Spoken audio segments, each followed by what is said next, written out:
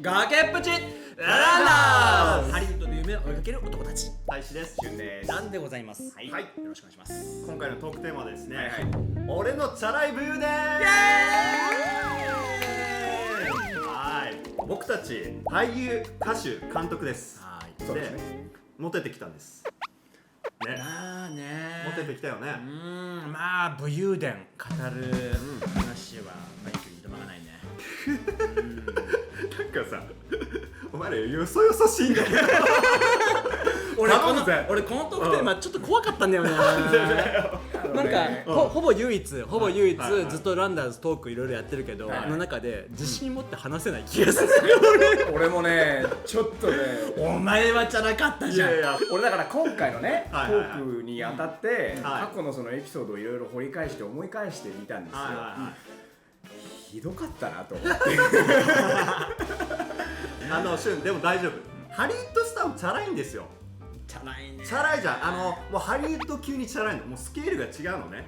で、俺らはハリウッドで夢を叶えるためにこっちに来てるわけ。はいはいはいはい。だからそのチャラさも学んでいかないといけないわけですよ。チャラさもハリウッド級でございます。そういうことですよ。ララランダーズ。というわけで今回は僕たちのそれぞれのチャラ武勇伝を話して誰がランダーズの中で一番のチャラ男なのか決定したいと思います。よっしゃ勝つぞ俺は勝つぞ。ちなみに負けた2人はその人見習ってくださいね。どういう風にチャラくなれるのかっていうのを見習ってくださいよ。オッケー。だから今回の武勇伝は、お点として話すんではなく、まさに本当に武勇伝として話すんだ。そういうことです。お点じゃないです。自慢してくださいね。なるほどね。話したくないな。いやでもこれ見てる人もみんな耳が痛いことがあるかもしれませんので。知らないし、あとみんなにも誰が一番チャラいのか考えてほしい。公表してほしい。公表してください。コメントで公表してください。はい。というわけで早速行ってみましょう。行ってみましょう。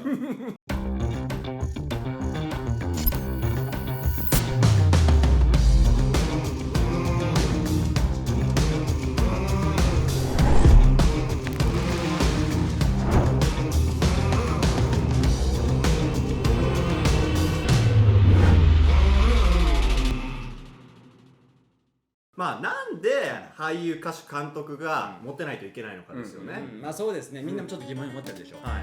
俺ブラピ好きなのね。ちょっと調べたのね。ブラピちょっとチャラいからって。ミーハーかよ。ブラピ兄さんはすごいよ。ブラピ兄さん、僕よりもチャラかったなって思ったのは婚約4回してます。結婚2回してます。あ、まあなるほどね。まあ僕婚約1回なんでちょっともっと見習っていった方がいいかなって思う。そうよ。大使なんかまだ生ぬるいよ。ちょっとね、俺1回でへこんでた自分が情けないと思う。ハリウッドスターがさ、意外とお金ない理由は離婚を繰り返してるから。レッシャー料。カリフォルニアはどんな理由があるとも結婚したら財産は絶対に半分っていうので2回するじゃん離婚。半分の半分ってだけお金ないんですよ。ハリウッドスターって。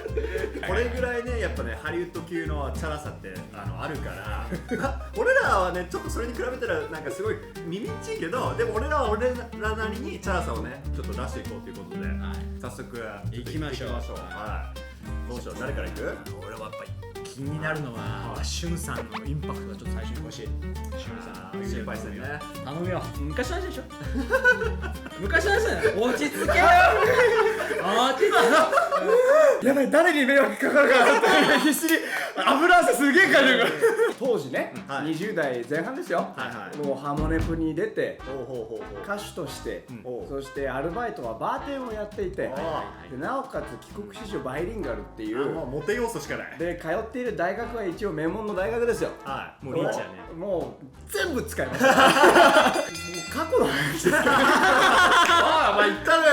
順番まで言ったのよ。今のところは切ります。カラオケバーみたいなところもあるわけじゃない。で俺は超かっこつけだったからさ、いやあんま歌わないですみたいな感じやってたら、その隣の先輩が「何を言ってんだお前は!」っつって「使える武器はそれだろ!」とかってその先輩がすごくってもうわざわざガールズバーに行って最初からカラオケのマイクを使って全力全開で行ってでその子たちをその他のところに飲みに連れていくっていうことをすごい趣味としてやってる人がいて、もう速攻キュンキュンさせるわけね、歌そうを歌って。もう最初からフルスロットルで行くっていうことを俺見習った方がいいなと思って終電終わりのお店を閉めた後に渋谷に移動して飲んで、そのまま道玄坂のホテル街に消えていくっていうことを私はやってました。チャラいね、いいねチャラいね。多分20人ぐらいは行ったと思う。いいね。その数年ね、多分 2,3 年ぐらいの多分スパンだと思うけど。ごめん、優勝お前だよもう。優勝いや、わかるよ。俺もナンパの師匠いるから。俺も出たね、ずっと言うよね。俺のね、大学時代の俺がチャラくなったきっかけを与えてくれた師匠だから毎回言うんだよ、俺の師匠が出るの。それのために俺として思うのは誰やねんみんなも思ってると思うよ。誰やねんそれっつって。でも田舎から出てきたカッペですよ、俺も。沖縄ね、方言も抜けきれてない。だから俺もちょっと大学デビュー感はあるわけ。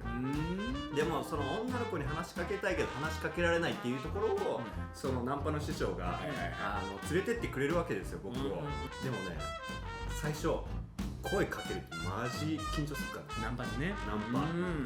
俺やったことないから。あ、俺はほらだから自分の働いてる場所に来てくれるっていうちょっとズルをしてたから、自分から道端で街中でね、ランダムな人に声かけるっていう勇気を俺出せなかった。むっつりがすぎるむっつりすぎるお前、大海原出てこいよ。知らねえよ出てきたぞ俺。大志さん、はるか先になんか知らんけど、いつの間にかワンピースじゃねえわこいつグランドラインにも入ったぞだからそいつに鍛えられて、俺渋谷のど真ん中ですよ。はい。で、一人めっちゃ顔出るって思って、スラッとしてモデルね。やべえな。でも俺さすがに外でナンパしたことはなかった。クラブとかであったけど。こんなにかっこいいけどね。意外にビビリだったから。なるほど。そう。でもそいつが俺に言ったことが、行け大志、お前が振られた時は俺が面倒見るっつって行ってくるって言って師匠俺行ってくるっつって、俺走ってってその子追いかけて、すいませんっつって、めっちゃタイプなんでアドレス教えてくださいっつったら、オッケー。これはね、その後ちゃんと付き合って、ただバレンタインデーに振られるっていうその話だけ聞いたことあるんだ初めてナンパして成功してるから自信ついたね。その時はもう毎週、ナンパしてたね。毎週すごいわ。土日のクラブ行って、まあどの女の子ナンパするかみたいな感じでもうそいつとタッグ組んでいってたね。なるほど。楽しかった。クラブね、あったね、クラブとかね俺はさ、そのやっぱりそれこそまた先輩の DJ が回してるイベントに連れてってもらえるから、例えば VIP に入れるわけだ。でそこでやっぱり直接知り合えている女の子ってもうちょっと仲良くなりやすいんですよね。なんか自分も特別扱いしている感じが見受けられるし、で女の子を VIP に連れてこようと思えば連れてきたりできる。でそれでアゲハ懐かしい。アゲハめっちゃ行ってた。今年の1月に閉店してしまったスタジオコーストですよ。新木場の。俺は若い頃アゲハに行ってるやつらを軽蔑夜は渋谷から直通のバスが出てるわけだけども、帰りはさ、もう始発でバス走ってないわけ。だから電車で帰らなきゃいけないし、で俺当時神奈川に住んでたから、東京に帰らなきゃいけない女の子をうちの方が近いよっつって連れて帰れるっていう話ですよね。だから要するに普段だったら俺住んでる家が遠かったから東京で飲んでる時にお持ち帰りするのは大変だったわけだけど、でもそのクラブ帰りだと通り道だからっていうことでやると。俺たまに八王子まで連れて帰ってた何近かんのいや30分で行ける。ここじゃねえんだから30分電車乗ってるうちに冷めるよ。だよね。だからもうカリフォルニアからメキシコまで触ってくるんだもんねそんな遠くないそれ八王子ばかりしすぎだから結構ね、俺ブイであるんだけど、割ともうブイブイ言わせてたから、また渋谷なんだけど、渋谷は起こるね、事件が。渋谷はね、事件しか起きてない事件は渋谷で起きてるよ。で、俺友達と待ち合わせしてたのね。要は渋谷のスクランブルの蔦屋の交差点前ですよ。隣に可愛い子がいる。あ、ワクワクする。何してんのつって声かけて。もう慣れてるんだよね。もう慣れてる。免許変えてなかった。免許変えてる。前まで絶対無理よ。絶対無理。前は那覇の大使君だったけど、そうそう。今は渋谷の大使君なってで、もう声かけて何してんのっつって。そしたら高校生だったんだよ。それはいけません。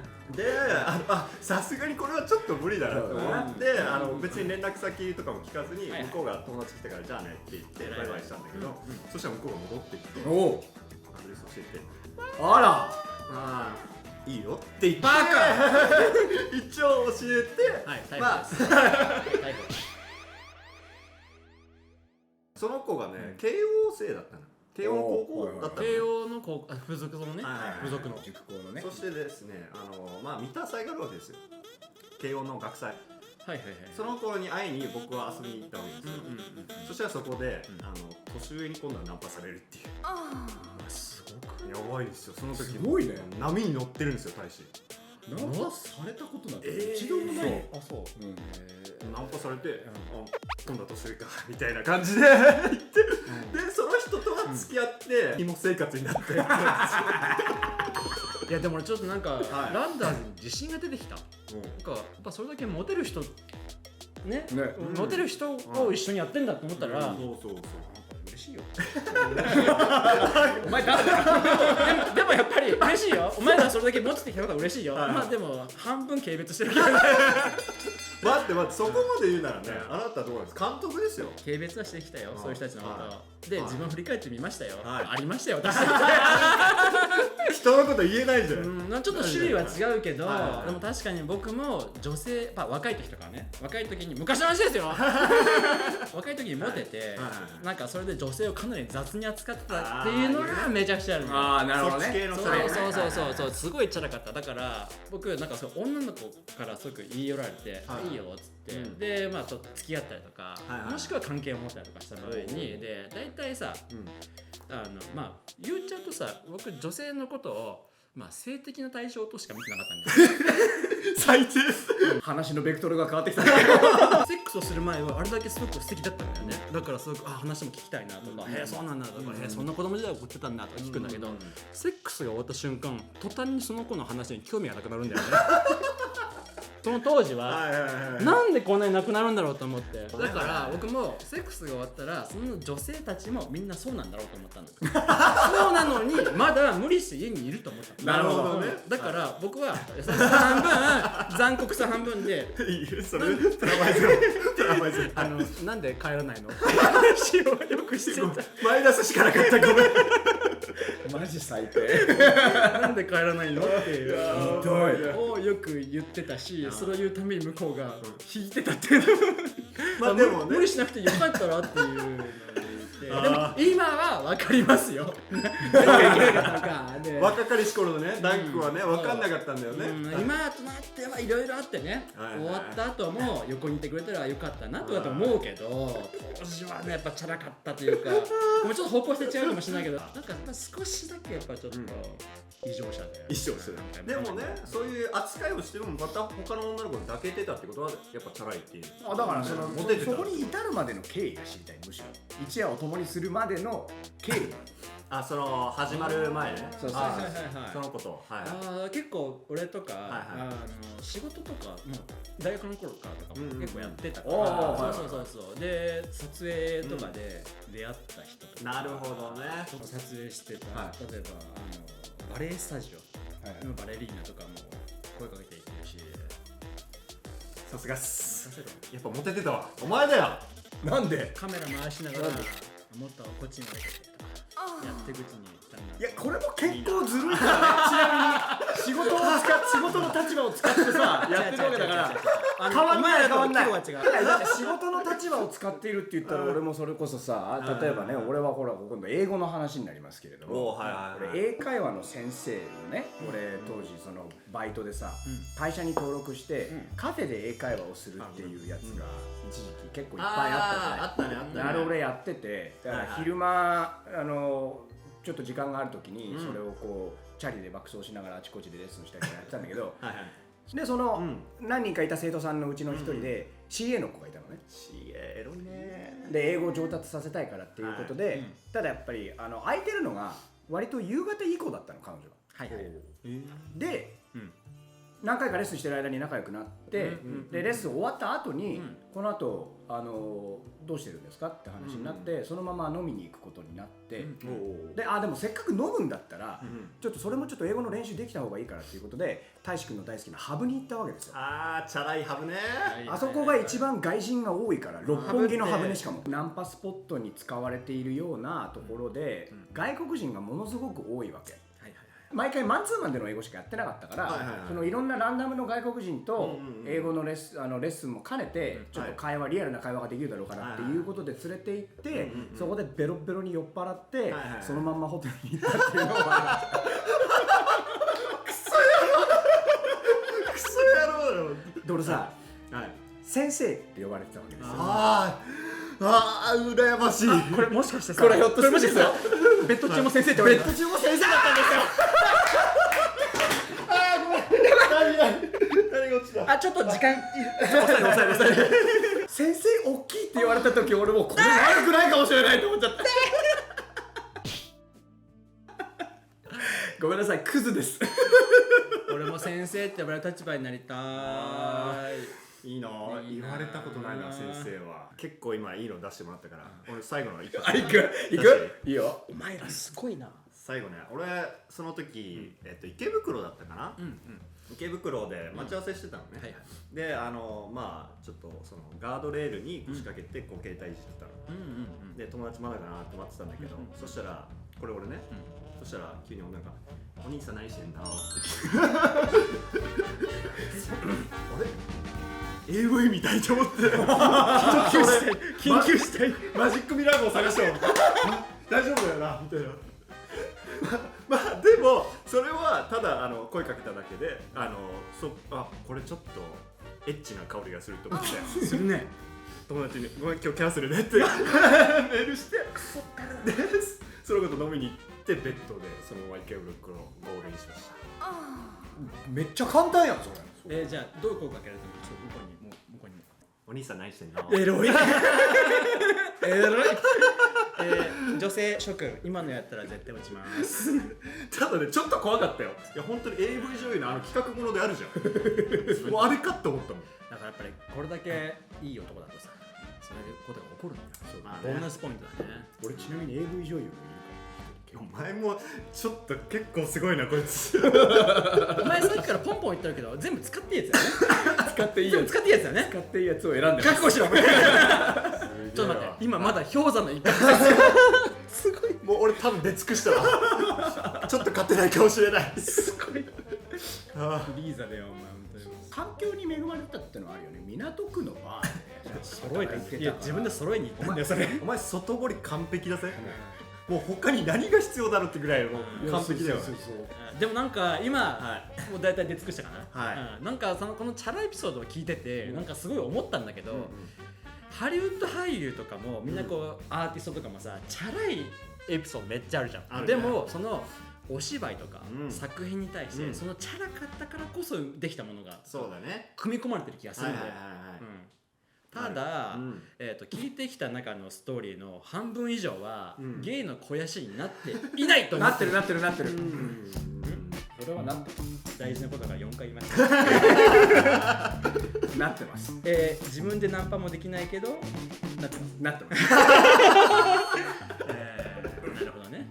じゃあ自分でナンパできないからこそ、これのおかげでいろいろな経験をさせていただいてるっていうことですね。でもやっぱね、そういう経験ってね、なんだかんだ、どっかに残ってんだよね、自分の中に。そうだね。だからそういうのをもっともっと出さないといけないなって逆に思った。そうだね。自分の中にもっとアクセスした方がいい。まあ確かにそうだね。せっかくいろんな経験があるのに、引き出しとして使ってないのは事実だな。だって俊も今日の話を出すまでにも相当引っ張り出してきたでしょ。そう。忘れてたのもいくつかあった。だって今日この話しようときに、この話実は俊くんねやりたくないって。なぜなら誰かを傷つけかねないってずっと言うんだけど、でも考えたら多分自分のことだと思うんだけど。みたいな感じでなんかこうひた隠しにしてきたところがあって、要するにそれをゲイの声にできなかったかもしれない。そうだね。だからこれからはちょっとそういう自分の恥ずかしい部分、隅の部分もアクセスしてくればいいかもね。やっぱハリウッドスター出してるもん。出してる。全然大丈夫だよ俺それでもみたいな感じで、それをやっぱね、演技とか歌にやっぱ消化できてるから堂々と知られるんだな。まあな、そういうことだよね。俺らもそうあるべきだなってのはちょっと今回思ったよね。確かに。だから今日きっかけにね、この動画をきっかけに僕たちが自分たちの支部にもっとアクセスできるようになったっていう難しい部分にね。でもっともっといいものが作っていくかもしれません。はい。